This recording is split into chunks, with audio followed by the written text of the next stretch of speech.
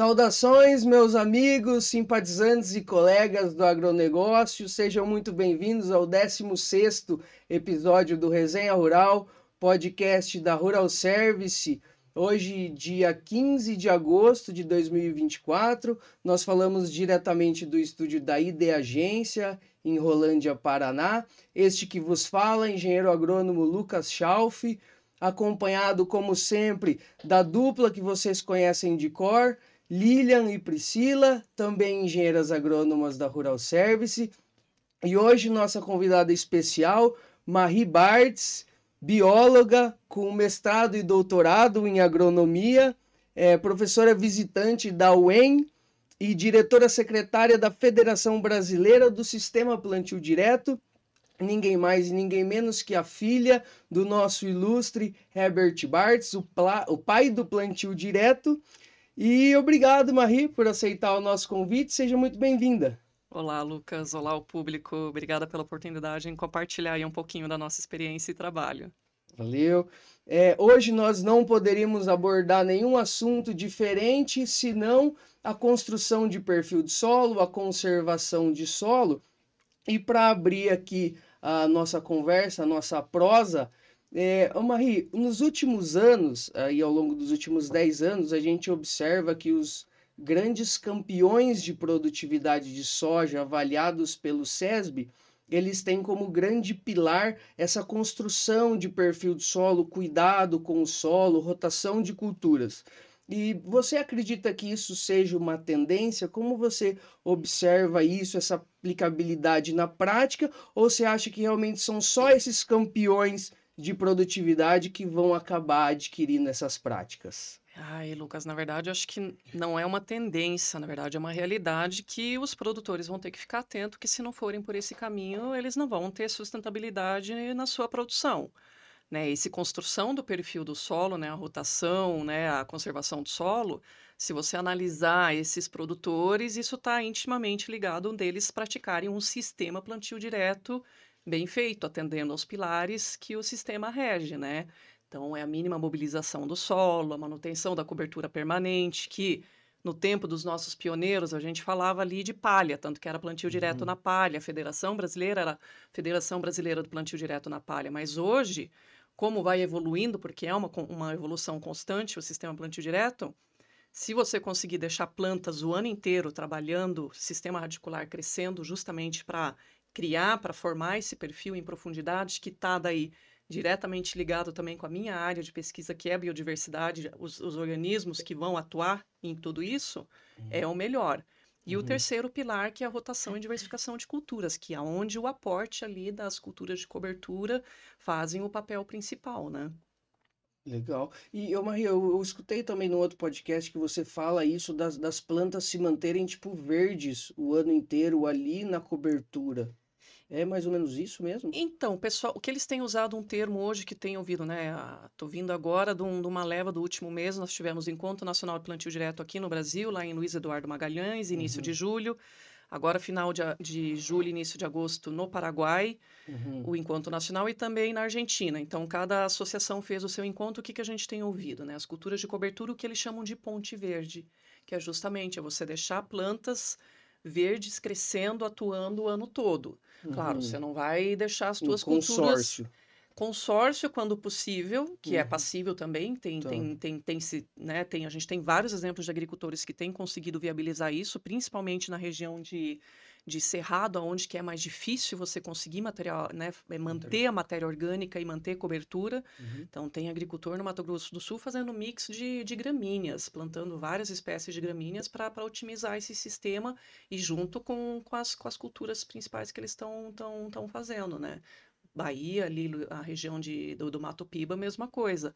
Mas aqui para o sul também, São Paulo, vi agricultores plantando soja que já tinham na entrelinha, depois que a soja cresceu, já estavam semeando a braquiária ali também para crescer junto. Então, é a tendência daquilo, quanto mais riqueza e diversidade, daí eu vou usar as palavras do professor Ju Cassá, que é uma das nossas referências na parte de carbono do solo, que ele diz, né, quando a gente fala de aporte de material orgânico e cobertura, é quantidade, qualidade e frequência, né? Então, a gente tem que priorizar esses 3 itens atrelado junto com as culturas principais, que são as rentáveis.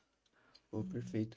E como que você vê, assim, as dificuldades dos arrendatários, principalmente, que é esse pessoal que não tem muito tempo, que o cara precisa plantar e colher. Não sei se é tempo, Lucas. Na verdade, eu acho que não. A questão, eu acho que é mentalidade, né? A gente ainda tem não vou dizer só arrendatário, mas mesmo os agricultores. O que que a gente vê como nossa principal barreira hoje no Brasil? Uma é porque a maioria pratica plantio direto e não sistema. E por isso que a gente vê problema de compactação, de falta de cobertura, de erosão superficial, porque o pessoal não está fazendo o sistema, não está cumprindo os 3 princípios. Então, se a gente falar da nossa área de culturas anuais, 60% está em plantio direto.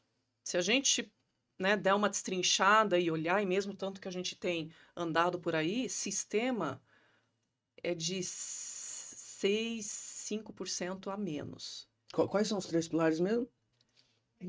Mínima mobilização, não, do sistema, mínima Certo. mobilização do solo, só Tá. na linha do plantio, Uhum. manutenção de cobertura permanente, né, tem que ter proteção no solo o ano inteiro, Vixe, Mari. e a rotação e diversificação de culturas, onde entra as culturas de cobertura. E vamos deixar bem claro, diversificação e rotação não é só de milho, Não, isso, desculpa, isso, né, isso é uma rotação, como é que é o termo que eu uso? É uma sucessão, ela acaba virando uma sucessão a médio e longo prazo. Tá. Né? Porque eu, por exemplo, eu visitei uma área, já faz alguns anos isso, no Piauí, uma área experimental da Embrapa, que eles faziam a soja, acho que tinha rotação, não lembro se era com girassol e tinha braquiar, mas era assim, era uma coisa que era 10 anos fazendo só essas 3 culturas. Falei, cara, desculpa, mas não é rotação. Isso acabou virando uma sucessão. Porque a hora que você pensa na cadeia, aí a gente já vai entrando nos processos que acontecem no solo, né? Você acaba limitando o tipo de alimento e a qualidade do material orgânico que você está aportando no solo. É como a gente comer só um tipo de comida. Só um tipo de comida, né? Aí a gente entra no conceito de densidade nutricional, né? Exato. Quanto mais espécies, exato, densidade e qualidade, e variedade. Que daí isso vai fazer com que você consiga que essa cadeia de interação desde os pequenininhos, micro-organismo, microfauna, mesofauna, que consiga ter uma diversidade de alimentos para essa galera conseguir trabalhar. Senão você vai limitar. O que são as pragas e as doenças, Lucas? Nas culturas. As pragas e as doenças é quem consegue sobreviver naquele ambiente que a gente está criando. As pastagens degradadas que a gente vê no cerrado. O que é o principal indicador de pastagem degradada? O que você vê? Que a gente até brinca, plantação de os montículos. Plantação de nada. Não, os cupinzeiros, não é? Não tem? No cerrado, né? A principal... que daí o cupim toma conta daquela... Exato, né? O pessoal, né? Porque, né, tá ruim, o cupim tá destruindo. Falei, desculpa, né? Desculpa os termos que eu uso. Falei, o ambiente tá tão cagado que é o único animal, é o único organismo que consegue sobreviver nesse ambiente, né? E quem que criou esse ambiente? Nós, o homem, né? Da forma que ele manejou. Por exemplo, essa área aí do Cerrado, como que chegou nesse ponto, assim? Sim, porque né, e aí é uma crítica para os pecuaristas também, para quem é produtor. A gente sabe que tem muitos que estão mudando essa visão, mas ainda está um pouco longe, que o cara que produz, né, que trabalha com a pecuária, ele quer engordar gado. Ele não se preocupa tanto com a qualidade... Talvez um pouco do pasto, sim, mas se ele não pensa no solo, daí não tem um cuidado de renovação ou de cuidado com a saúde do solo dele para ele ter um pasto de uma boa qualidade. Exatamente, porque, de novo, né, da mesma forma que a gente fala nas áreas de culturas anuais, que se você não tiver um solo saudável, você não vai ter uma planta saudável e não vai ter uma produção saudável, e aí isso vai refletir na nossa saúde. Na pecuária é a mesma coisa. Né? A gramínea, o que ele está plantando ali, é o que é a fonte para o gado. Então, se ele não cuida da qualidade dessa gramínea, e a qualidade dela está onde? Ela é intrínseca à qualidade do solo. Aí esse cuidado. E nessa parte, o pessoal que trabalha única e exclusivamente com a pecuária, eles deixam muito a desejar, né? Porque nem... Vão só sugando pasto, pasto. E isso, assim, a gente não diz... Assim, tem...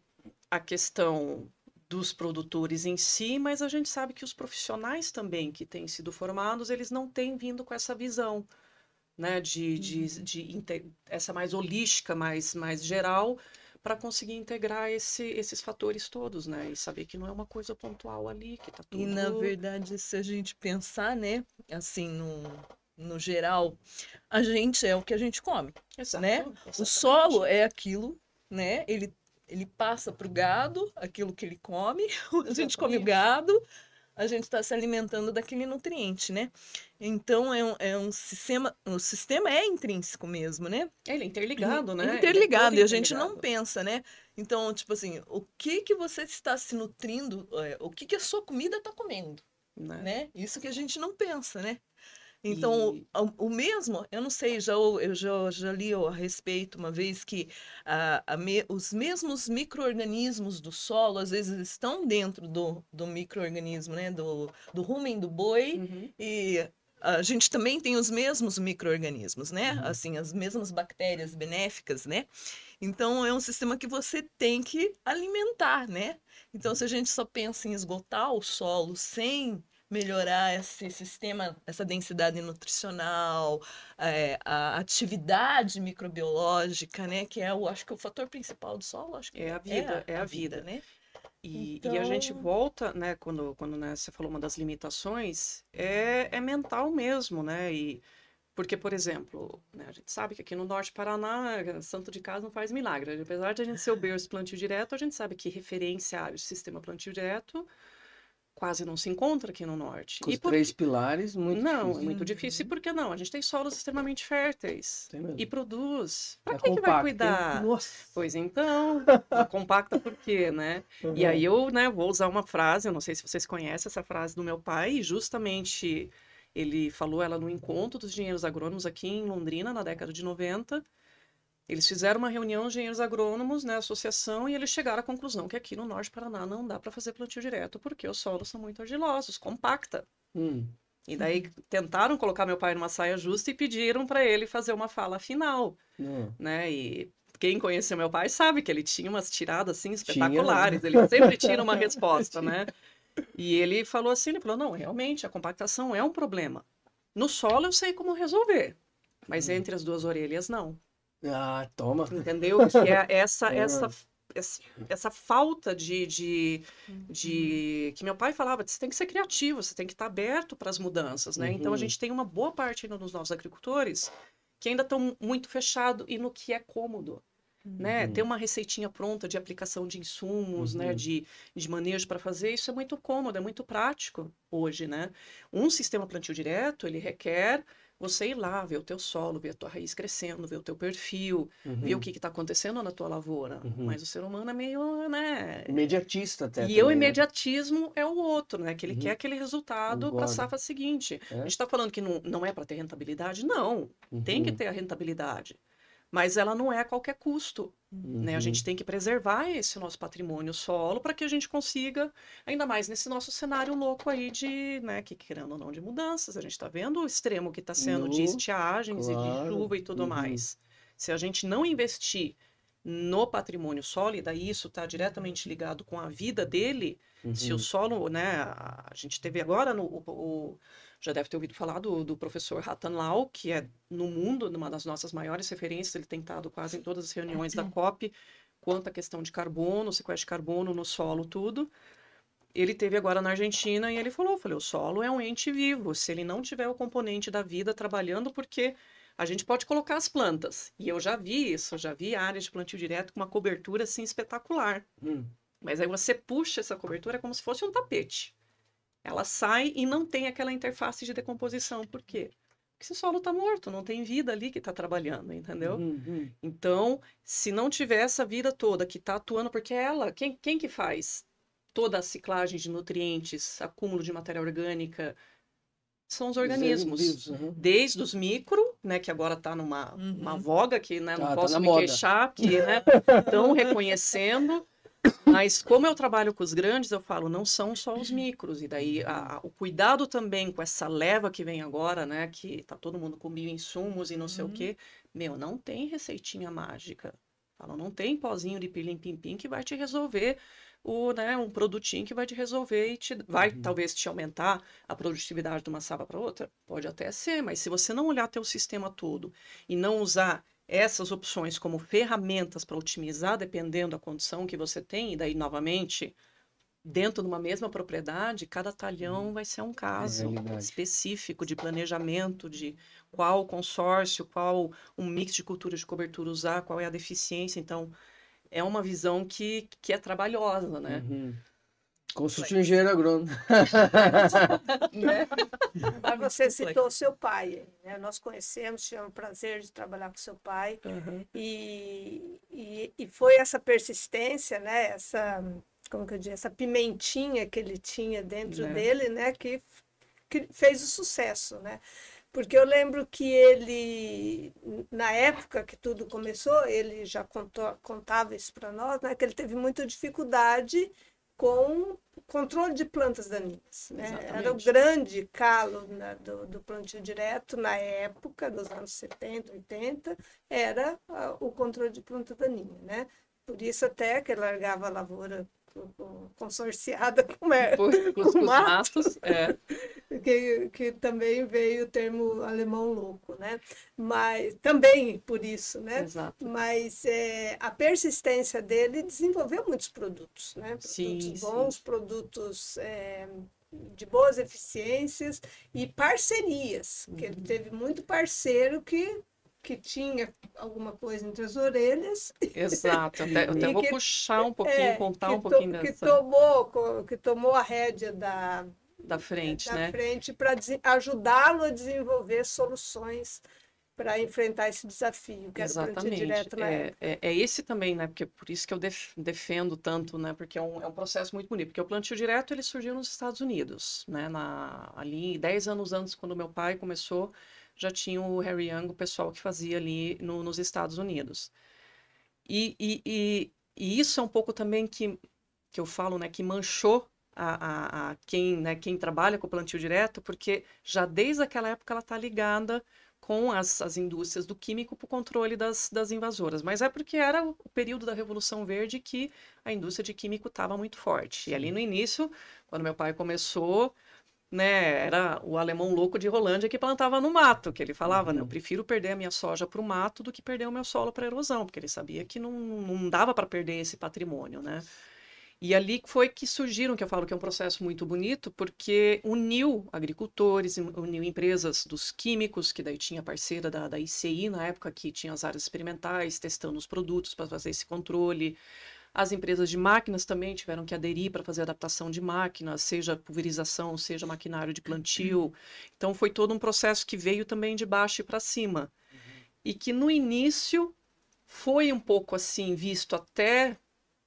né, com maus olhos e com um pouco de aversão por parte da academia e da pesquisa, porque como que um agricultor desqualificado desse está trazendo uma tecnologia dessa que não foi validada pela ciência, né? É o que mais tem.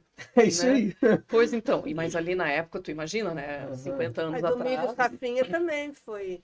Né, o agricultor que trouxe, depois né? foi validado. Exatamente. A do foliar. E aí justamente, e foi pelas dificuldades que nós temos aqui no Brasil que o plantio direto evoluiu para o sistema plantio direto, ali na década de 70 ainda, com informações também da pesquisa, o Rolf Debs, que trouxe, né, as plantas de cobertura, os primeiros trabalhos, depois hoje, né, o Ademir Calegari, que tem um trabalho espetacular, referência no mundo todo, que começou a trazer essas informações e juntou, que eu falo, né, cara, por que eu defendo tanto o nosso sistema plantio direto? Porque ele é nosso, genuinamente brasileiro. Né? Tá hoje em voga a agricultura regenerativa, que se você vai olhar os princípios dela, é tudo que a gente faz no nosso sistema plantio direto há 50 anos. E o pessoal daí dando novos nomes, né, para ficar na moda. Falei, e eu bato o pé, falei, não, vamos... Bateu do pai, né? Porque todo mundo quer ser o pai de alguma coisa. Exato, né? Todo mundo, até tem um pessoal que tem dito agora, né, que agora todo mundo quer ser pai da criança. Ele falou, não, pode ser, plantio direto pode ter vários pais, mas mãe tem só uma. Mãe é Herbert Bayer. O pessoal já tem dito. E então, apesar, né, desses reverses, assim, é um processo porque ele uniu várias frentes, né? E por conta das soluções que eram necessárias. E justo pela condição da época de insumos e tudo mais, se primava essa questão. Mas nos últimos anos a gente tem visto que os insumos novamente, não é o principal, né? Eles são ferramentas para auxiliar, que se a gente não retomar essa parte da vida do solo, ou, né, de todo o sistema em si, a gente vai ficar patinando, né? E como que funciona essa agricultura regenerativa? Que ela é exatamente igual ao sistema plantio direto? Ai, Lucas, como é que... Putz. Assim, né, ela está muito forte na Europa, ela começou nos Estados Unidos, na Europa ela tem entrado bastante, e daí o pessoal vai fazendo desdobramentos, né? Já ouvi agricultura regenerativa orgânica agora, teve um pessoal no Brasil que, né, chamou, sistema plantio direto regenerativo. Eu falei, não, gente, para, né? Calma. E daí eu fui olhar os pilares, né? Se você olha, eu acho que a regenerativa tem 5 pilares principais, que 3 são do nosso sistema plantio direto. Aí o outro é a introdução do gado, mas aí a gente já tem nossos sistemas de integração já desde ali da década de 80, que tem usado os animais. E tem um quinto que eu já não consigo lembrar, mas que ele, quando a gente olha os nossos 3 princípios, ele está ali contemplado também, né?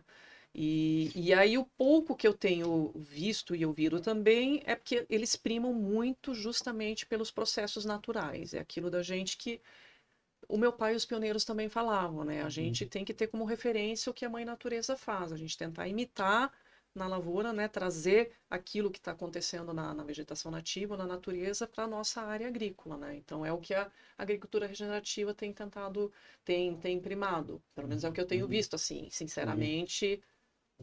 eu não vejo muita diferença. Não, que eu vi a Priscila comentando sobre isso, tem um trabalho legal nessa linha. Mas é dentro desses fundamentos da trofobiose mesmo, né? Teu solo estando saudável, vivo, com atividade, né, biológica, aí já entra também crédito de carbono, que, né, o pessoal está muito interessado. Muito interessado, e daí tem né? o movimento das grandes empresas, não só de insumos, mas principalmente as de alimento, porque como a regenerativa está sendo reconhecida, elas estão tendo essas demandas também por causa dos créditos. Tipo um selo de... Mais ou menos isso. E assim, daí é o que eu falo nas minhas... Eu falei, sinceramente, eu não me importa o nome da agricultura que tu quer dar. Não me importa, mas você tem que cuidar do patrimônio solo. Né? Tem que vir dali. Se você não cuidar e degradar e fizer práticas que está prejudicando, cara... E eu acho que essa resiliência, essa mudança, e não ficar ali só na questão do sistema. Não, eu faço o sistema plantio direto. Hoje a maioria dos agricultores falam, não, mas eu faço, que nem um arrendador, né? Fala. Não dá para permanecer só nisso. A questão é que tira, vai plantar a próxima cultura, mas dá aquela brecha, né? De 2 meses sem plantar nada. E é justamente cima. Essa janela. Essa janela que é o problema, a gente tem que aproveitar. Então, a sustentabilidade do sistema nessa agricultura regenerativa que eles estão dando no nome é não manter o solo descoberto nunca. E que a gente já tem dito sempre no sistema. Sempre. Não tem e também não revolver, não só não revolver. Se tem que revolver, se você tem que fazer uma mobilização, uma escarificação subsolagem... Já fez errado lá atrás. Exatamente. Alguma coisa no teu manejo ali não está certo porque o solo está compactado, entendeu? Então, é aquilo, tem que analisar toda a situação. Aí você usa esses mix de culturas que podem resolver esse problema, né, da compactação também já. E de novo, não é de uma safra para outra. Não é. É que o pessoal quer uma construção. Né? Isso é um processo que vai demandar tempo, de médio a longo prazo. Mas se tu investe, por que tem esses campeões? Né? Eu conheço 2, que é o Maurício de Bortoli e o Laércio Della Becca, são 2 que eu conheço bem, né? Por que eles atingiram altas produtividades? Porque... São de décadas. Exato, né? No mínimo ali 10 anos que o pessoal tem investido. A família Lécio no Santa Catarina também, são 10, 15 anos ali investindo em sistemas desses que dão aporte de material orgânico, de raiz, né? E vai estruturando tudo. Mas voltando a falar do arrendatário, né? Porque nós temos muitos arrendatários. 80% das áreas, né? Existe possibilidades que eles podem agregar no sistema deles, que não demanda tantos anos. Que eles tenham talvez um ganho menor, mas imediato, né? Exato. E ir construindo devagar. Porque além do bom diálogo, né? Também com o dono da terra. Porque essa construção também, Lilian, o que ela prima? Resiliência. Ou seja, né, se tiver alguma perturbação, esse sistema não sofrer tanto. Tipo, tem uma estiagem...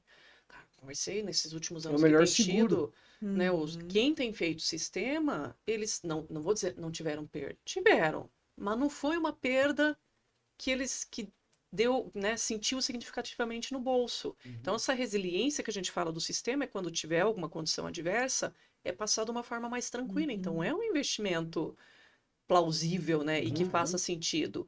E assim, não, e para mim, desculpa, não é porque é arrendatário que é uma desculpa para você não cuidar.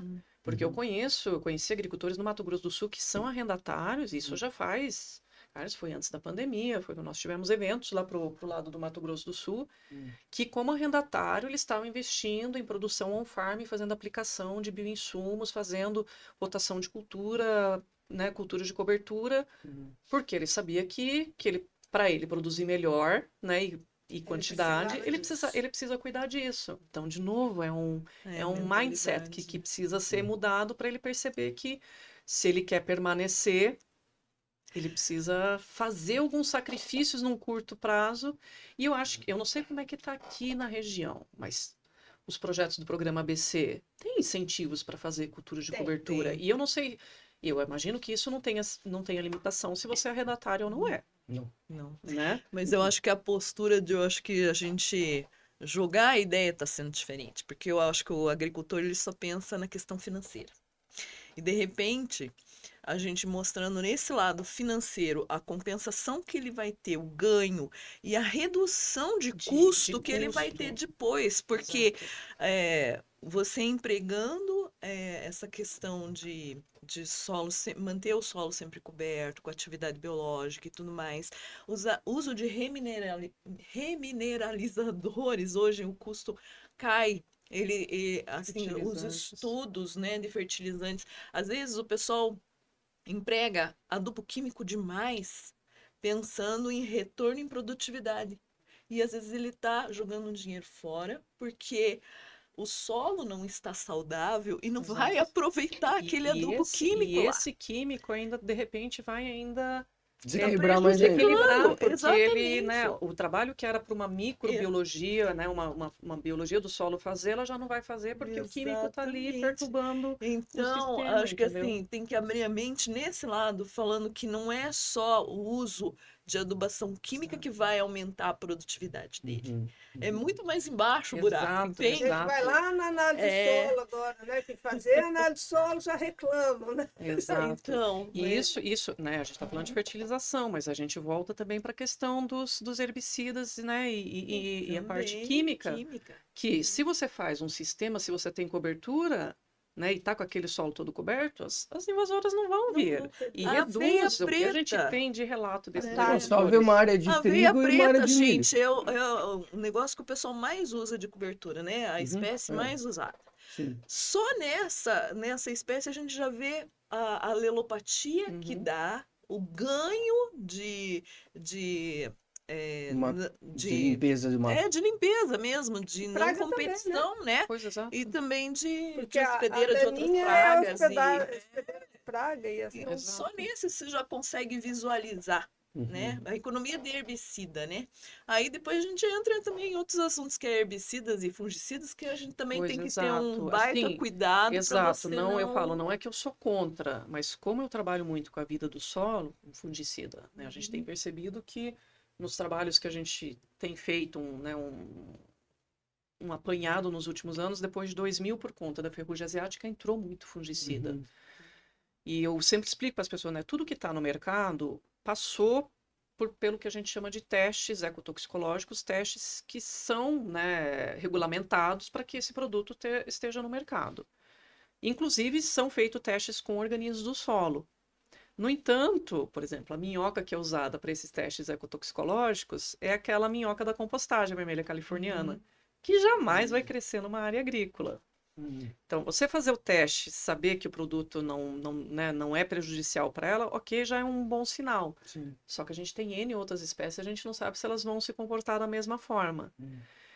E os fungicidas e muitos inseticidas estão entre os mais tóxicos para a parte de biodiversidade. Então, assim, cara, não é que não é para usar, mas tem que ter cautela, né? Tem que ter um planejamento, porque de repente, tu vai aplicar aquele fungicida para atingir aquilo, aí você tem uma gama de fungos que são benéficos e você vai acabar atingindo eles também. A mesma coisa os inseticidas, né? Muito comum um projeto da Embrapa que a gente participou, que era o Solo Vivo, antes da pandemia, que a gente foram avaliadas 6 regiões no Brasil, onde tinham as parcelas, as mega parcelas dos agricultores, e a gente que trabalha com a biodiversidade, a gente sempre usa a área agrícola, mas usa uma área de vegetação nativa como referência.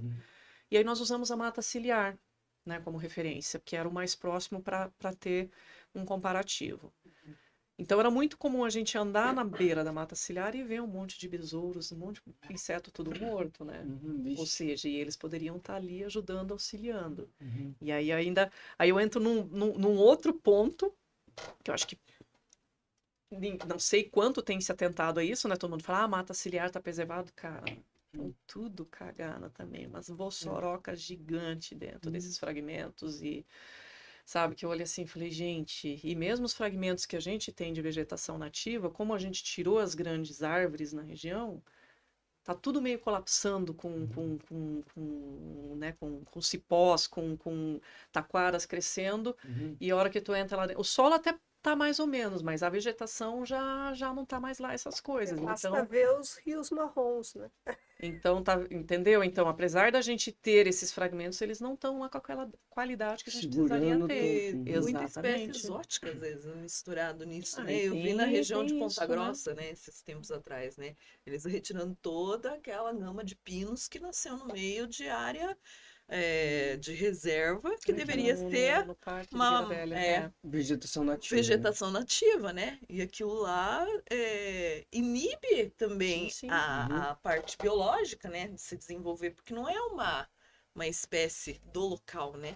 Não, e o Pinus Então, ainda tem limita aquela bastante, né? peculiaridade que ele libera os A compostos, toxina, né? Resina e tudo exato. mais, né? Então, é bem complexo, né? Essas Não, coisas, né? assim, o buraco é mais É bem Por complexo. falar em complexidade, você falou aí de crédito de carbono. Uhum. Tá? Nós escutamos falar já há algum muito. tempo, né, sobre crédito de carbono, e agora que o assunto, vamos dizer assim, está esquentando e a Está gente esquentando tem porque vindo... as grandes empresas estão interessadas, né? Isso, exatamente. Agora vamos trazer aqui para casa, o nosso dever de casa. Eu acredito que, além de tudo isso que foi falado aí, de plantio direto, de manejo, de sustentabilidade, esse é o foco principal para se ganhar dinheiro com crédito de carbono. E o que mais? Como é que nós vamos ganhar dinheiro com isso daí? Pois então, a gente estamos agora, esse projeto da federação que eu tenho participado, o professor Juca, como eu falei, ele é o especialista na parte de carbono, porque também não se tem padrões estabelecidos, né? De quantificação, assim. De quantificação, assim, por exemplo, o que é a discussão principal lá fora? Onde o pessoal está com o solo cagado, degradado, qualquer coisa que eles fizerem vai aportar e eles vão ter. Só que nós que já estamos fazendo há 30, 40, 50 anos, não tem uma mensuração, uma validação para saber o quanto que a gente está aportando, entendeu? Ou seja, a gente não ganharia. Você não faz mais que sobrigação, mais ou menos. Né? O tipo, né? O que você fez para trás. Mas, tipo assim, tem um inventário que dá para Então, fazer. o que foi esse projeto que eu acho que agora, esse ano ainda, ele deve publicar o primeiro artigo.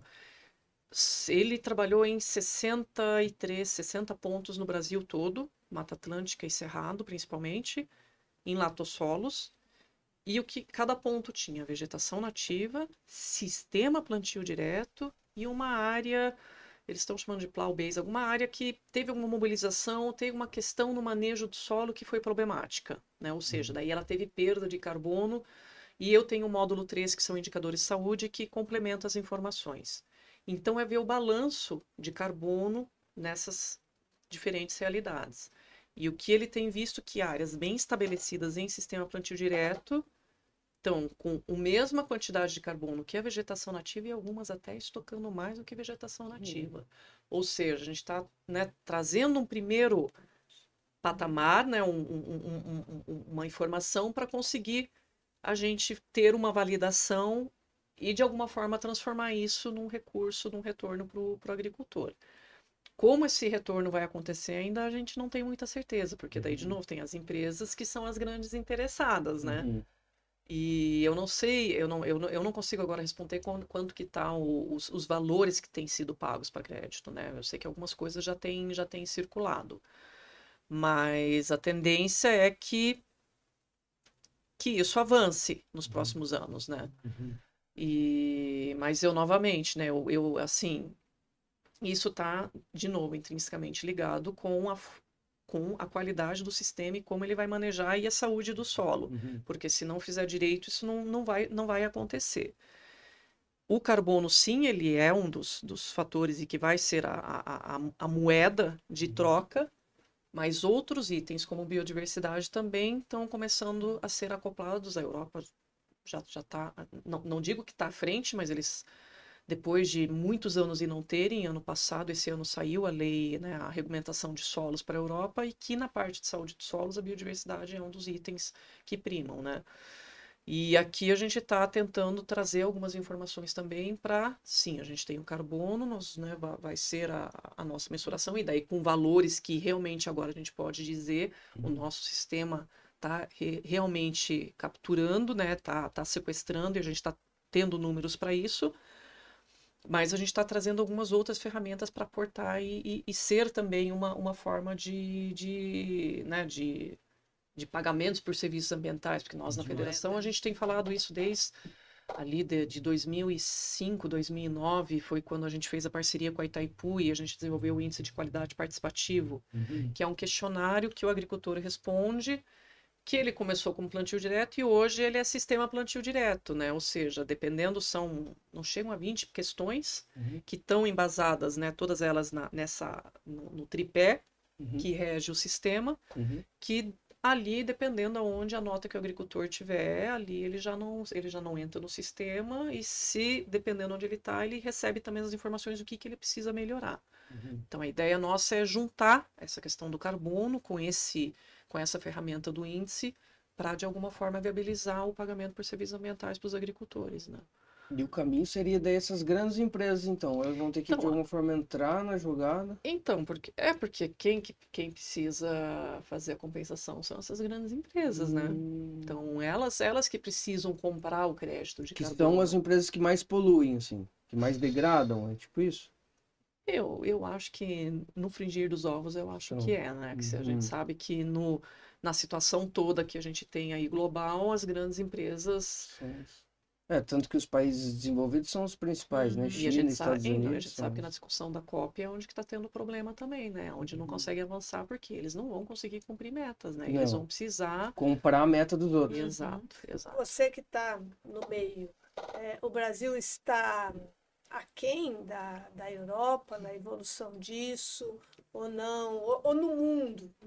Evolução em que sentido? No crédito? De resgate de crédito, de ganhar dinheiro com crédito. O pessoal já tem receita financeira com isso? Agricultores do mundo? Eu acho que tá tudo caminhando meio pareado, tá? Mas, assim, eu consigo falar que no que a gente faz de boas práticas, a gente está muito à frente, né? E eu acho que esse é uma questão também que a gente sempre acha que, né, a grama do vizinho é mais verde, lá fora sempre estão fazendo melhor, e a gente não valoriza aquilo que a gente faz. Então, apesar de todas as problemáticas que a gente discutiu antes, né, de ainda ter muita área plantio direto que precisa ser convertida, ainda estamos muito à frente na forma de fazer a agricultura do que a maioria dos países lá fora, né? A porcentagem de área degradada, eu acho que está em torno de 30% no mundo. Degradada quando a gente fala que não dá para fazer agricultura, já não dá mais. Se continuar nesse ritmo, né, as estimativas da FAO que em 2050 é 90%. O que falta para o Brasil mesmo é uma união e todo o povo reconhecer a força e a participação dos agricultores na sustentabilidade e na preservação do meio ambiente. Eu acho bizarro isso, que nós ficamos batendo cabeça entre nós aqui dentro, quando os gringos deviam estar indenizando nós. Nós devíamos estar sendo remunerados por isso. Na verdade, parece assim uma política de ódio, né? Para dentro do Brasil. E o próprio Brasil, o brasileiro, acaba comprando isso, né? Achando que a gente o maldoso, o maldoso, o ruim, né? E daí cai nessa... E aí eu tenho umas opiniões, assim, bem particulares, sabe? Tipo, por exemplo, né? A Europa, ninguém quer pesticida, né? Estão proibindo tudo, né? Mas aqui pode. Mas de onde são as grandes empresas que vendem? É tudo de lá. Então fecha as empresas, entendeu? Não quer aplicação, não quer contaminação, fecha tudo. Para de ter renda, não é? Porque é hipócrita, né? Bonito para vocês, não, mas aí para lá para fora pode vender e vocês fazem a renda de vocês, né? É a mesma coisa das leis trabalhistas. Eles pegam e vão para um país onde tem leis trabalhistas mais frouxas e praticamente escravizam. E aí a entra a população. reserva legal também, né? Que o pessoal fala que aqui nós somos os desmatadores, né? Então, eu já tive tá discussões totalmente ali errado, né, na em Portugal, né? O pessoal, porque vocês desmatam tal. Falei, você sabia que, né, ó, a gente tem diferentes biomas. Eu falei, ó, Mata Atlântica você tem que manter 20%. A Amazônia é 80%. Né? Para eles que 10 hectares é muita coisa, falou, ou seja, você tem 10 hectares, 8 hectares você não pode plantar. Aí ninguém cumpre. Ninguém cumpre. Fala, tem um cadastro que é georreferenciado nacional que se você não cumprir, você não consegue financiamento no banco, porque a gente não tem subsídio como vocês têm. Sabe? E o pessoal não conhece isso. Não conhece. Sabe? E isso já é a situação. Por que também o nosso plantio direto evoluiu para o sistema plantio direto? Meu pai, sim, várias vezes ele relatou que o pessoal vinha dos Estados Unidos e falou, como é que vocês, né, conseguem fazer isso? Como é que vocês estão evoluindo tanto? E meu pai falava, porque a gente, né, o nosso agricultor, a água bate na bunda, ele tem que procurar soluções de uma forma mais sustentável e viável, né? E por isso que a gente tem, eu acho que, se destacado tanto. Só que, de novo, né, ao mesmo tempo que eu passo a mão na cabeça, eu também não tem que estar evoluindo sempre. Exato, porque a gente tem muita tarefa de casa ainda para fazer, né? Mas a gente tem um potencial gigantesco. Claro. Que, né, tava conversando, né, ontem encontrei umas mulheres num treinamento em Londrina, uma agricultora veio conversar comigo, falei, cara, a gente não precisa de novas tecnologias, a gente precisa colocar em prática tudo isso que a gente já desenvolveu, entendeu? Se o agricultor colocasse em prática esses preceitos, e não é falta de informação. Tá certo que até algum tempo atrás a gente tinha um problema com semente para cultura de cobertura, né, mas como essa demanda tem aumentado, as opções estão disponíveis. Então não tem mais muita desculpa, né?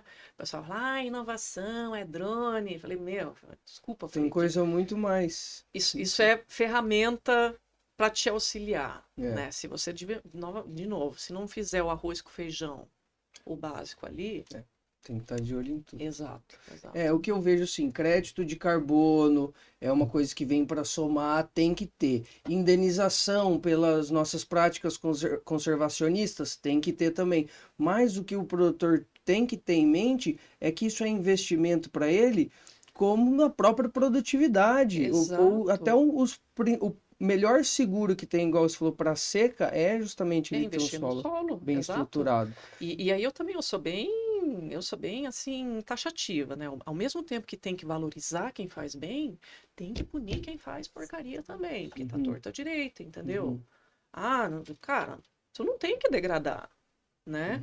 Então, porque infelizmente o ser humano é assim, né? Se não sentir no bolso, ele vai continuar fazendo a mesma coisa, entendeu? Na Embrapa, a gente está discutindo, eu estou participando da Câmara Temática de Gestão do Risco Agropecuário lá em Brasília, e o pessoal da Embrapa participa lá, e é uma questão de tempo a implementação dos ARC por zonas de manejo. Não sei se vocês lembram, nós participamos da apresentação uma vez.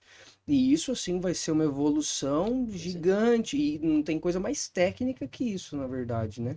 Levar isso. E, inclusive, também, as práticas conservacionistas de sistema plantio direto, por exemplo, trazer também benefícios para ele. Tanto para o crédito, pegar créditos melhores, condições melhores. Exato, porque essa é uma das ferramentas também, né? Talvez não consiga, num primeiro momento, pagamento direto. Mas, poxa, se a gente consegue vincular com uma política de governo, redução de taxa de juro, entendeu? Maior tempo, seguro.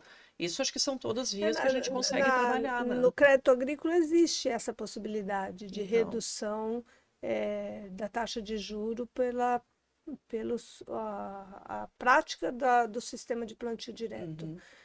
Então, mas, sinceramente, não funciona na prática. Tá pouco ainda, existe né? no papel. Não funciona na prática. E por que também, Lília? Porque né, isso Não, isso daí é para fazer bonito. Então, mas eu tenho, eu faço, eu desfaço. Mas ainda assim, mas na hora que a gente precisa do recurso, nunca. Mas e também não tem, pelo que eu vi, não tem corpo técnico para conseguir fazer uma boa avaliação num projeto. Mas na verdade antes da pandemia já, entendeu? Mas na verdade tem, os corpos técnicos, quantas planilhas nós não manda para o banco ali, informação. Agora o governo ele quer que seja certificado pelo órgão interno. Eles nunca vai ter agente certificador para tudo isso de propriedade, gente. Quer dizer, nós estamos mandando laudo, mandando informação técnica torta direito, tanto em seguro quanto para crédito, e isso serve para quê? É aquilo de novo, né? Apesar e da nós gente... estamos num campo muito minado, que é a política. Não, mas aí a gente volta também, Lília. O agricultor sozinho não vai resolver o problema. Exato.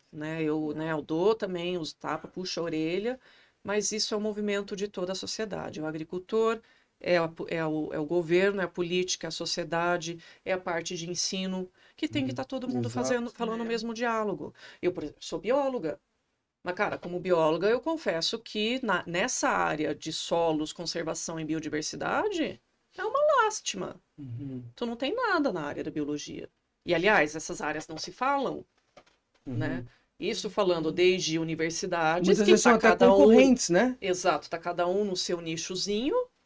E quando você vai a nível de governo também, né? Ministério da Agricultura e Meio Ambiente, cara, eles têm que estar aqui, ó, tem que estar junto. Exato. Dá uma procurada, se tiverem curiosidade, dá uma procurada como é que tá no Uruguai. Uruguai, eles estão trabalhando junto, eles estão com uns projetos, claro, é um país menor, uma outra realidade, mas está trabalhando todo mundo junto. E o negócio tá evoluindo e tá caminhando, entendeu? Na verdade, o agricultor não sabe a força que ele tem. Uma, porque ele não é subsidiado que nem na Europa, né?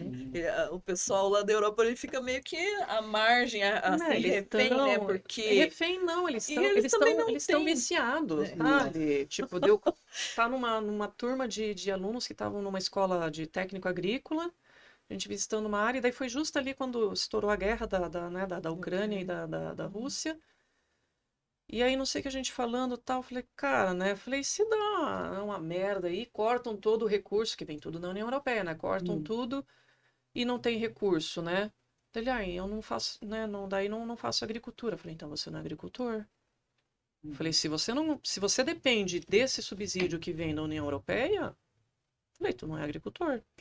Porque agricultor, cara, eu falo, né? É a mais linda das profissões, que sou filha de agricultor, né? Uma baita de um exemplo, que tu produz alimento para a sociedade. Mas desculpa aí os termos que eu uso. É a mais também, porque, cara, tu não tem garantia nenhuma, tu depende da mãe natureza. Então, é a mais difícil, risco, né? É muito arriscado. É, totalmente. Né? Então, quem tem, daí eu, né, uso muito uma referência, e infelizmente já faleceu, o Dirceu Gassa, não sei se já... Né, uma puta referência nossa, que ele falava, cara, que, né, do cuidado e capricho em fazer todas as práticas de manejo, mas também ter amor e paixão daquilo que você faz. Né? Então, para quem faz aí agricultura só por conta do dinheiro...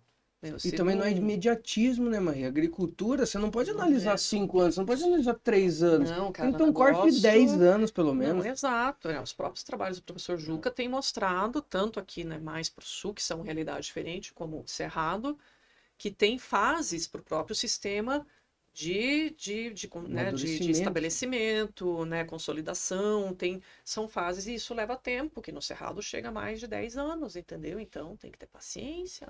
Aliás, no início, lá, quando meu pai começou, né, quando ele começou, tinham mais agricultores aqui na região que também começaram, mas pularam para trás, por quê?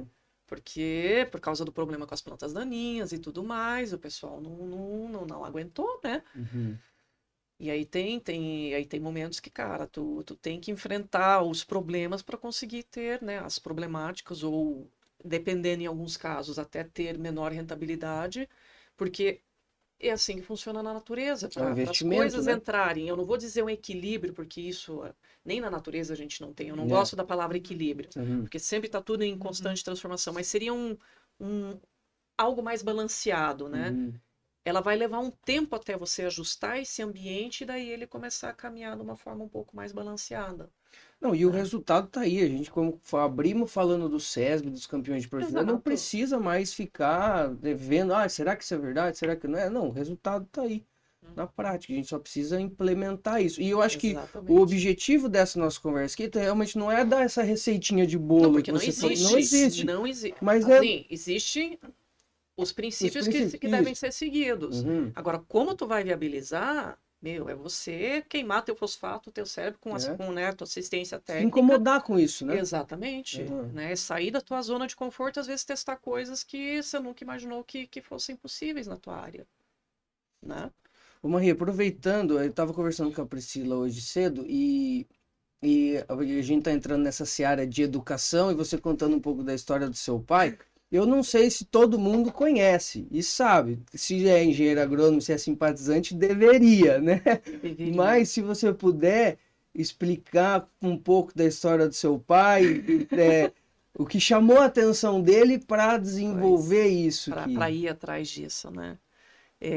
Então, foi realmente né, ali. Meu pai chegou em Rolândia com a família em 1960. E os primeiros 10 anos no sítio Renânia era agricultura de subsistência, né? Era arroz, tinha café, tinha várias opções. Porco, até meu pai tinha trazido é uma coisa que ele se arrependia até os últimos dias dele. Ele tinha trazido, com toda a mudança que veio da Alemanha, ele trouxe uma moto BMW que tinha aquela saída... do lado ali. Exato, tinha aquela cadeirinha extra. E ele trocou aquela moto por não sei quantas cabeças de vaca, de gado, sabe? Perdeu tudo com... Não sei se foi febre aftosa, o que foi, né? Nossa, daí ele fala que é um dos maiores arrependimentos dele. Então, esses 10 primeiros anos foi nesse sentido. E daí o meu avô se cansou, o Opa Bars, né? Eu falei, eu não quero mexer mais, esse negócio de agricultura tá muito complicado. Uhum. E ali no início da década de 70, daí meu avô, ele queria vender o sítio e vir para a cidade, mas aí meu pai e meu tio falou, não, né, deixa a gente arrendar, né, tocar as terras e o senhor, né, daí vai para a cidade. Foi quando ele comprou a chácara do Urano e construiu a casa de pedra lá embaixo, né. E aí eles começaram a investir em agricultura e em produção de grãos. Inclusive ali já em 72, 73, eu nem sabia, depois procurando, arrumando as coisas do meu pai, que eu vi que ele era até produtor de semente, né? Ele fazia de produção, soja? Soja. Então ele arrancaram todo o café e começaram, né, a transformar numa escala comercial de produção de grãos. Só que ali foi quando, 71, ele começou a ficar incomodado porque ele estava perdendo muito com a erosão, né? Que é aquilo, né? Eu trouxe, aliás, né, para quem depois quiser ler mais, tem a biografia O Brasil Possível, tem disponível aqui em Rolândia no Omas, CAF para comprar, ou na editora Madrepelo para comprar online. Tem também infantil, né? E tem 2 infantis, O Mistério do Ribeirão Vermelho e O Segredo do Ribeirão Cristalino, que tem disponível no site da Federação para download gratuito, mas para quem gostar e quer ter eles capinha dura, também tem para comprar eles físicos, que são bem bonitinhos. E aí aquela incomodação dele, porque, né, tem até as fotos dos equipamentos que eles trouxeram, né, da Alemanha. Ele nem tinha trator, ele tinha aquele Jeep Unimog que puxava desde a plantadeira até o arado, tudo, né? Daí tem as fotos, tudo, tem ele preparando o solo, porque é aquele modelo que trouxe, né? Aquilo que os colonizadores europeus trouxeram, preparar, arar, gradear. Até que chegou ali em 71, e o papo, assim, quando... Isso ele teve a vida inteira dele, né? Durante o dia, ok, tudo bem, mas à noite, quando virava o tempo, quando ia pra chuva, ele perdia o sono, ele não conseguia dormir. E ele já tinha replantado a lavoura de soja dele 2 ou 3 vezes porque perdeu com a erosão, né? Foi embora tudo. E aí era uma noite, ali em outubro de 71... Tava vindo aquele temporal, acho que já era em torno ali das 11 horas da noite, e ele não conseguia dormir, ele falou, eu vou para a lavoura. Né? E aí tem, né, a descrição, quem ouvia ele contar a história pegou lá o guarda-chuvinha dele, né, as galochas, o lampião e foi para a lavoura. E ali foi uma chuva, acho que de 90 milímetros para mais em 1 hora, assim, que ele, assim... Aquele solo descoberto. Então, ele fala assim que foi uma das piores experiências da vida dele, que assim, literalmente assim, parecia que o mundo estava acabando, né? Ele estava vendo todo o solo debaixo dos pés dele indo embora, e é semente, é fertilizante, tudo indo morro abaixo, rio adentro, né? E aí aquele foi o ponto. Indo pro rio. Tudo pro rio, morro abaixo, tudo pro rio. Aliás, né, o Três Bocas que passava lá embaixo, que abastece Londrina, né? Nossa. Tudo indo para lá. E foi aquele ponto que ele falou, eu não posso mais fazer agricultura desse jeito, eu preciso procurar uma alternativa, não dá para perder esse patrimônio, né? Porque ele Assim, ele era um outlier, né? Porque o Pape não dá para contar tudo aqui, daí deixa a curiosidade pro pessoal também ler na biografia, mas ele é nascido no Brasil, em Rio do Sul, mas foi criado na Alemanha. Mas foi ainda numa educação antiga, ele teve aulas de latim, de filosofia, de grego, e ele gostava muito de ler, né? E a minha avó, pelo pouco que ele contava, minha avó tinha muito essa questão com a relação com a natureza, então ela falava da importância que a gente tinha do respeito com a natureza, né, de tudo aquilo que ela provia, né? Então ele tinha toda essa preocupação né, com a natureza, porque é dela que a gente depende, né? E foi ali que ele falou, nossa, eu preciso... Não dá, tem que ter alguma alternativa. Ele já conhecia o Rolf Debsch, que é um chileno de origem alemã, e que estava num programa da GTZ, que era uma instituição alemã, que estava desenvolvendo uns trabalhos de pesquisa aqui no estado do Paraná. E o Rolf Debsch tinha 2 artigos da No-Till Pharma, que era lá a associação nos Estados Unidos, onde eles já tinham começado o plantio direto há uns 10 anos atrás. Era em inglês, e meu pai, Aí ele né? pesquisou no Google. Que Google? 1971. Pois então, mas olha, isso que é legal de ver. Foi atrás. Cara, olha na dificuldade, Imagina. porque hoje todo mundo tem a informação na mão e não acontece, entendeu? É, verdade. Não, o artigo impresso, Imagina. o Rolf Debsch, na verdade, ele era um pouco, assim, também outlier, porque ele fazia já naquele tempo comunicação com fax, né? Que eu fui conhecer fax ali meados da década de 80 para 90, né? Mas o Rolf Debsch já usava. Mas era impresso, porque mandavam pelo correio. E ele ainda, né? Meu pai conta que o Rolf deu, falou, mas se você for atrás disso, é por tua conta e risco. Tipo, né? Te Eu vira, não garanto né? nada. Te vira. Só que daí meu pai leu e falou, não, eu acho que isso é uma possível solução. E daí foi em 72, ali no primeiro semestre, ele deixou a lavoura de trigo dele plantada aqui e financiou uma viagem, a Varig, que tu nem é da tua época, a empresa Varig que existia, financiou uma viagem 10 vezes, teve uma ajuda da ICI na época, e foi para a Europa e para os Estados Unidos. Na Europa foi para a feira, para a Agritécnica em Hannover, que é uma das maiores feiras agrícolas no mundo até hoje. Não encontrou nada. Foi para a Inglaterra, lá eu não vou lembrar o nome da estação experimental, a cidade, mas era a estação experimental da ICI, da Empirical Chemical Industry, exato. Eles tinham umas parcelas em experimentos de plantio direto, só que eles queimavam a palhada. Não é isso ainda. E aí ele foi para os Estados Unidos e foi lá nos Estados Unidos que ele foi, né? O Charlie Phillips, que era o extensionista da Universidade de Kentucky, no condado de Christian, recebeu ele e daí agendou a visita com o Harry Young, que era um dos pioneiros, né? O agricultor. E o meu pai, eu lembro que ele conta assim, né, que o Charlie Phillips falou, olha, o seu Harry Young, né, ele toca, né, aquilo são, né, não bota as pessoas para fazer, né, era uma empresa familiar, falei, ele tá plantando tal, mas ele disponibilizou uma hora para falar contigo. Meu pai falou, não tem problema, vamos lá, né. E assim, é bastante marcante quando meu pai ele contava sempre quando ele chegou na fazenda, né, tava lá o Harry Young plantando. Aí, de novo, né? Não é da tua época, da nossa. Ele contava sempre, ele comparava com aquele filme Dança com Lobos, do Kevin Costner, que é aquele terreno suave e ondulado e que cresce naturalmente aquele bluegrass, que é um tipo de um azevém, né? E aí ele via trator morro acima, morro abaixo, plantando milho de vários tamanhos, o solo protegido. Ele falou, é isso aqui. Falei, é isso aqui que eu quero fazer na minha... Mas com a plantadeira já especializada. Era plantadeira para plantio direto, né? E aí aquela conversa que era de 1 hora durou o dia todo. Eles ficaram o dia todo conversando e assim, foi uma conversa tão boa.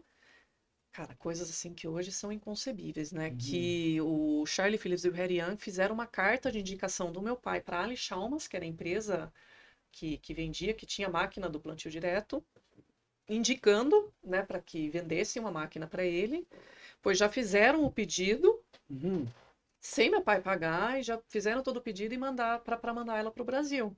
Então, quando ele voltou para cá, ele já estava com o pedido da máquina para vir para o Brasil, sem nenhum pagamento, sem nenhuma garantia de pagamento.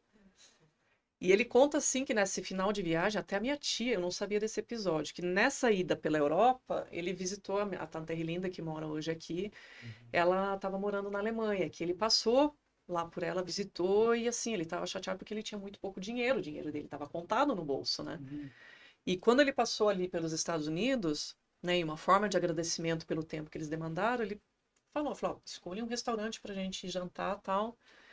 Meu pai tinha $300 no bolso. E agora? E aí meu pai se apavorou quando eles escolheram o Jockey Club, o restaurante do Jockey Club, que eu acho que um cavalo avaliado, acho que era milhões de dólares, né? Meu pai disse que voltou assim com um cestico de dólar no bolso, sabe? Mas ele fala que foi assim dos maiores e melhores investimentos, né? Valeu a pena. E aí, de novo, né? Por isso que, né, quem tá ouvindo, cara, leia a biografia, porque assim é uma história espetacular. Porque não chegou, simplesmente botou a plantadeira e começou. Cara, deu tudo errado. A lavoura dele de trigo voltou, tava queimada, toda engeada, perdeu tudo. O meu avô cortou o financiamento no banco, que ele era o avalista. Ele falou, ó, esse negócio, essa tua história aí de plantio direto, mas é pra você trabalhar menos. É uma desculpa pra você trabalhar menos. Ele não tinha fiador. E ali é legal também, eu não lembro se isso tá relatado no livro ou não. E meu pai, eu lembro, ele conta que ele estava sentado no Banco do Brasil tentando financiamento, não tinha fiador, e daí tinha um vizinho dele sentado meio perto, não vou lembrar o nome.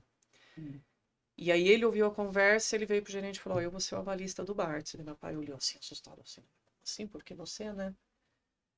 E daí ele falou assim, não, porque quando eu precisei, você me ajudou.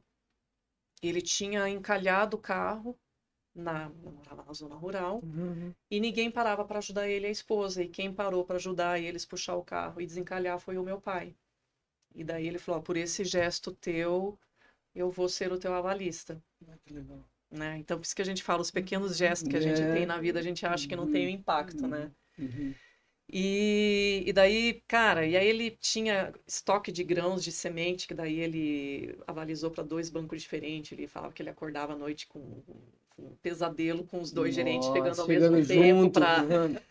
E aí no final ali, quando chegou outubro para o plantio, ele tinha vendido todo o maquinário dele, convencional, tudo que ele tinha, ele ficou com um trator, com a máquina plantio direto, que quando chegou no Porto de Santos, o governo subtaxou com mais 40% de imposto, porque diziam que tinha similar aqui no Brasil. Tem coisa que não muda.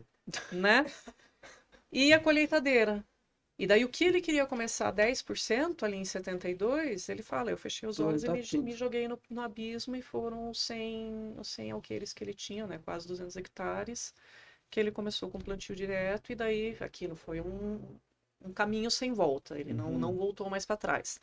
Apesar das dificuldades da máquina, já, né, a máquina ela era adaptada para a condição americana, né, não era muito leve, daí tem fotos que tem os sacos de adubo fazendo peso, porque aqui é o solo muito argiloso, então toda a adaptação de máquinas que foi acontecendo, ainda assim ele sabia que aquele era o caminho, e aí foram os outros agricultores também, né, esse que é o legal, né, que o pessoal foi vendo, o pessoal de Campo Mourão, Mauá da Serra, Ponta Grossa, daí que tem um papel muito importante no Pereira e o Frank Dijkstra, que daí quando juntou esses 3, o negócio explodiu. Começou a expandir, né? Porque daí eles viram que essa era a bandeira, né? Ali o Nuno Pereira, por exemplo, em Ponta Grossa, ele contava que ali são solos de 20, 30 centímetros, solo arenoso, né? Que chegou num ponto do banco e falou, se você não tiver uma forma de conservação do solo, a gente também não te dá mais financiamento. Ou você apresenta algo que é plausível, ou esquece, né? Aí eles fundaram o Clube da Minhoca? O Clube da Minhoca, então, o Clube da Minhoca, veja só, né? Meu pai 72, 73 Campo Mourão, 74 Mauá, 76 Campos Gerais. 79 ali, justamente por ter, né, uma linha da academia que sim apoiava, estava fazendo algumas coisas, mas ainda eram mais dúvidas do que certezas. E tinha os que estavam testando para realmente dizer se era ou não, né, se valia a pena ou não. O Clube da Minhoca ele surgiu justamente porque ele unia os agricultores, técnicos, todo mundo que estava interessado para a troca de informação e de experiência para resolver as problemáticas que eles estavam tendo. Então, em julho de 79, eu nasci em dezembro, em julho eles fundaram o Clube da Minhoca para essa troca de ideias e informação. E esse Clube da Minhoca, ali na década de 80, desencadeou na fundação de inúmeros clubes Amigos do Solo no Brasil todo. Inclusive, eu não sabia que Rolândia tem um clube Amigos do Solo. Até hoje? Então, eu não sei. Eu tenho a ata de fundação dele, né? Que até eu queria até recuperar para ver se a gente reativava ele aqui na cidade, né? Porque esses CATs que a gente chama, não são muitos. E isso é um pouco triste porque a gente perdeu isso na história. Uhum. Esses CATs chegaram a ter encontros, um encontro emblemático, que foi o Encontro Nacional de Plantio Direto em 94 em Cruz Alta, que reuniu, acho que com a parte de campo, mais de 10 mil pessoas. Né? E esses CATs também tiveram encontros assim que reuniam 4, 5 mil agricultores. Né? E assim, foi passando a década de 90, perto de 2000, e aí eu falo, né, quando virou ali, né, o milênio ali teve um ponto de virada ruim, porque todo mundo acomodou.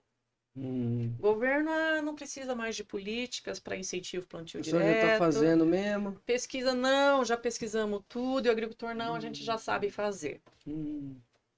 E ali depois, né, você vê lá, a partir de 2010, 15, começa toda a problemática de novo, erosão, compactação.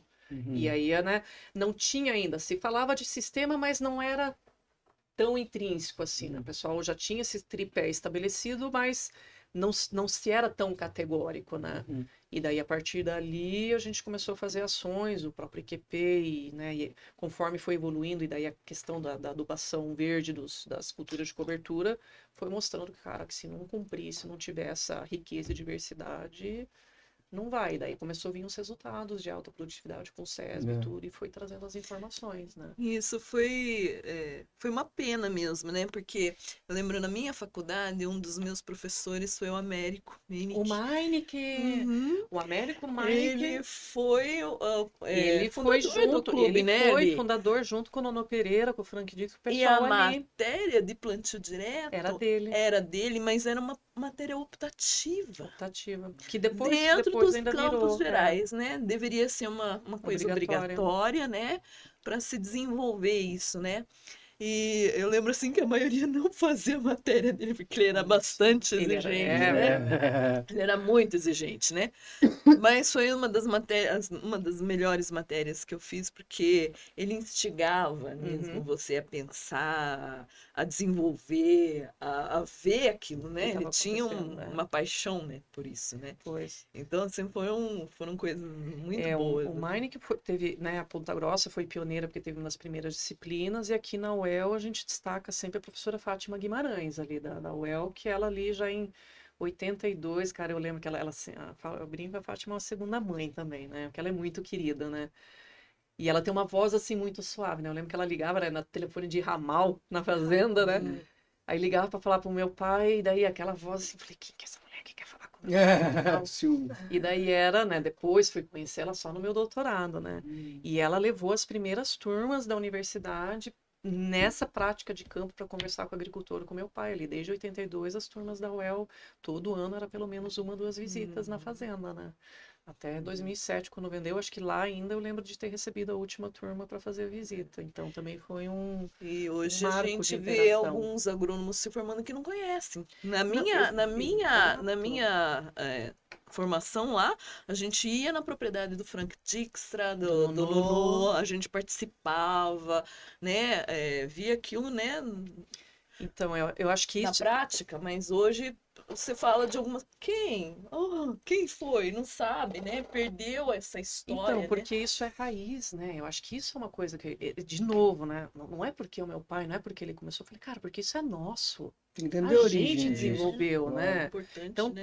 todo mundo tem que conhecer. E, cara, é uma coisa que, querendo ou não, foi o marco que viabilizou a nossa agricultura. Eu não sei o que a nossa agricultura brasileira seria sem o revolucionário, mais importante. Então, né? E aí é o papel que eu coloco também nas universidades e na formação, porque a gente tem um lac, né, porque ainda está tudo muito fragmentado no ensino, e daí tem, né, por conta das empresas, toda essa voga agora de bioinsumo, né, o pessoal da UEL tem relatado que o pessoal que se forma quer sair para vender produto. A grande maioria. Né? E na pesquisa também já não querem. Daí é um contraponto que daí as empresas estão demandando pesquisa para a universidade. É isso. Que é até um conflito de interesse. Não é? Sim e não, porque isso tem crescido cada vez mais lá no exterior também. É a iniciativa privada a trabalhar junto. Eu acho que tem como trabalhar junto. Se for desvinculado de interesse, perfeito, né? Exato, tem uma parceria público-privada, é o melhor caminho. Exato. Mas eu ainda acho que a nossa parte de ensino, por exemplo, esses tempos atrás veiculou, não sei se vocês viram essa reportagem da FAO, que para a fauna ONU, que um dos maiores desafios da agricultura mundial vai ser a não ter profissionais capacitados para essa parte de agricultura menos impactante, mas sustentável, né? Aí teve um professor pesquisador da agrônomo lá de São Paulo, postou no grupo, mas a gente tem não sei quantos, centenas, 300 cursos de agronomia no Brasil, formam 14 mil. Eu falei, professor, desculpa, mas quantidade não é qualidade. E a gente sabe que a gente tá com problema nessa formação. Porque, né, o pessoal não tem essa visão, não consegue fazer essa conexão que a gente tem defendido tanto, né? Então, a gente tem ainda um caminhozinho longo aí, né? Em muitos aspectos é até conflitante, né? Porque o cara que ele é engenheiro agrônomo, ele ganha comissão ali por venda de fertilizante, por venda de semente, por venda de adubo químico. Ele vai recomendar para o agricultor deixar uma safra ali. Exatamente. Essa que é a questão. E daí como é que as empresas vão se comportar nesse processo, né? Não, exatamente por isso que o governo tem que entrar na jogada do seguro crédito para trazer. Mas daí precisa de um reposicionamento dessas grandes empresas também. E aí eu não sei o quanto que a gente... Aí é o agricultor, entendeu? Porque o agricultor, querendo ou não, ele não sabe o poder que ele tem. Porque ele impõe ele pode impor para as empresas. Eu não quero isso aqui. Eu não vou, porque isso vai impactar assim, assim, assim. Né? Vocês têm que me oferecer opções que sejam menos impactantes. Mostrar a sua necessidade. Né? Exatamente. Tem né? que saber não é praticidade e um resultado a curto prazo imediatista. Não é só preciso de dinheiro. Eu preciso de dinheiro porque eu tenho um projeto dessa forma. Exatamente. Né? O que você está me oferecendo, de alguma forma, tem que me auxiliar aqui. Senão... tá fora. Foi o que seu pai fez. Ele tinha um problema, buscou a máquina, conseguiu. E aquilo, né? E assim, uma visão. Não foi ainda, né, Lilian e Lucas, assim, uma visão, né? Porque assim, a gente vê muitos consultores aí, todo mundo hoje, cobrando para tudo também, né? Soube lá no Mato Grosso do Sul, agricultor pagando R$5.000 para entrar em grupo de consultor agrícola. Né? Aí, porque paga 5 mil para entrar num grupo, mas não paga para ir no encontro nacional para ver o que está acontecendo, né? E do tempo dos nossos pioneiros, toda informação vinculada ao plantio direto, até hoje, né, nos nossos eventos do plantio direto, não se paga cachê, ela nunca foi paga. Né? Eles difundiram isso sem medir esforço, pelo contrário ainda, né? Eu falo que na história do meu pai, ele até... comprometeu a família, sabe? Deixou de conviver com a família para se debandar Brasil afora, mundo afora, para levar essa mensagem. E eles não cobravam por isso, né? Porque eles acreditavam que esse era o caminho. E a gente está também numa geração hoje, eu estou vinculada à Sociedade Brasileira de Ciência do Solo, que eles estão com um problema que não consegue pessoal novo se envolvendo, e a nossa realidade também na federação, porque todo mundo, o que eu ganho em troca? Quer ganhar. Sabe? Então é uma visão complicada hoje, sabe? Não sei, não tem falta algo que é de coração, sabe? De você vestir a camisa e acreditar naquilo que tem relação com a nossa história e com as nossas raízes, né? Gente, se podia ficar falando a vida inteira aqui, eu queria entrar também na seara educacional do município, porque eu acho que o município tem que investir nessa história. Vamos marcar o número 2. Sim. Mas, de qualquer forma, Marie, parabéns pelo trabalho, obrigado. Como é que o pessoal te encontra nas redes sociais?